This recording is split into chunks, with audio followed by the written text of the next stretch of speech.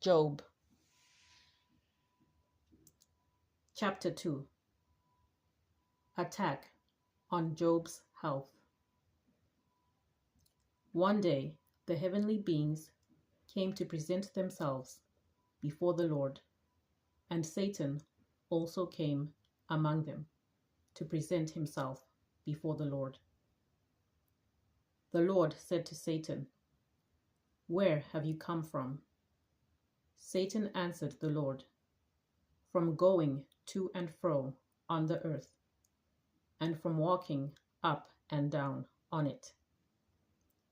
The Lord said to Satan, "Have you considered my servant Job? There is no one like him on the earth, a blameless and upright man who fears God and turns away from evil.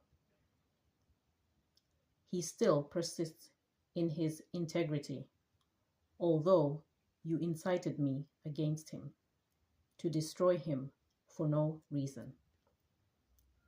Then Satan answered the Lord, "Skin for skin. All that people have, they will give to save their lives.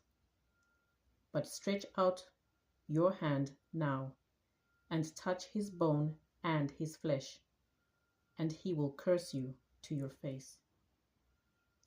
The Lord said to Satan, "Very well, he is in your power. Only spare his life." So Satan went out from the presence of the Lord and inflicted loathsome sores on Job from the sole of his foot to the crown of his head. Job took a potsherd with which to scrape himself and sat among the ashes. Then his wife said to him, "Do you still persist in your integrity? Curse God and die."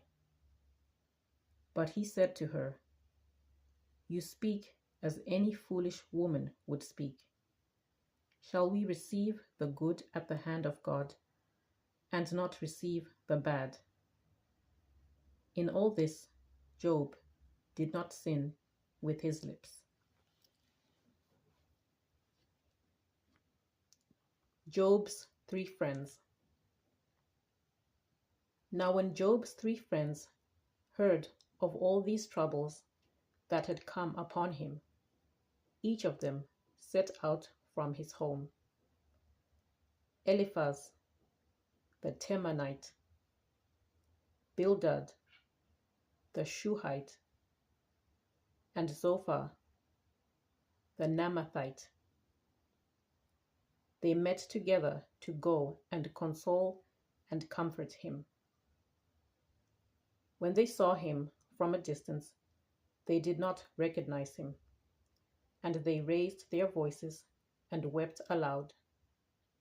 They tore their robes and threw dust in the air upon their heads. They sat with him on the ground 7 days and 7 nights, and no one spoke a word to him, for they saw that his suffering was very great.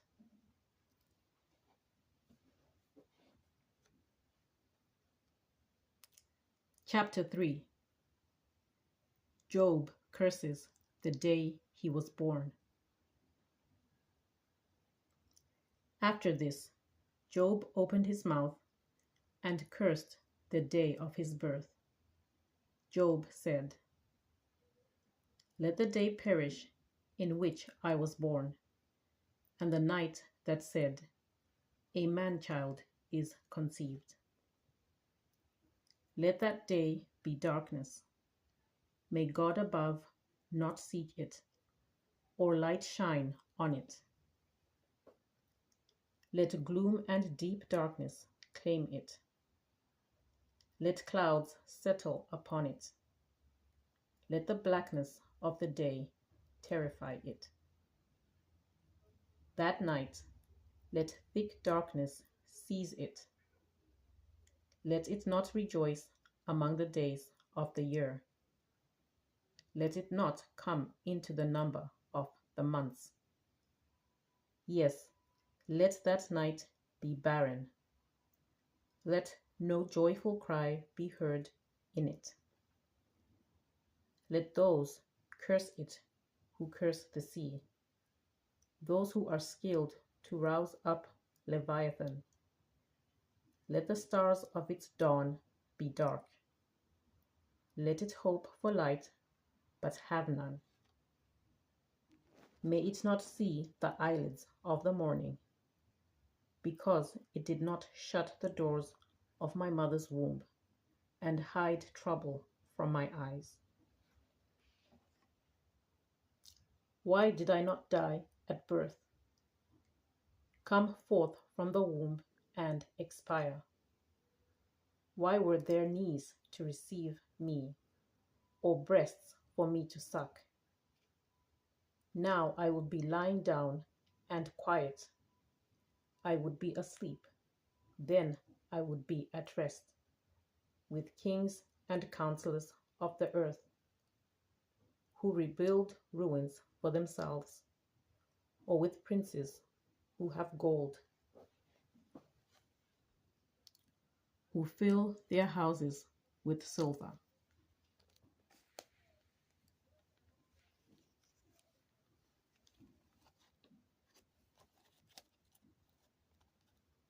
Or why was I not buried like a stillborn child, like an infant that never sees the light? There the wicked cease from troubling, and there the weary are at rest. There the prisoners are at ease together. They do not hear the voice of the taskmaster. The small and the great are there, and the slaves are free from their masters. Why is light given to one in misery, and life to the bitter in soul, who long for death, but it does not come, and dig for it more than for hidden treasures, who rejoice exceedingly and are glad when they find the grave? Why is light given to one who cannot see the way, whom God has fenced in? For my sighing comes like my bread, and my groanings are poured out like water. Truly, the thing that I fear comes upon me, and what I dread befalls me. I am not at ease, nor am I quiet. I have no rest, but trouble comes.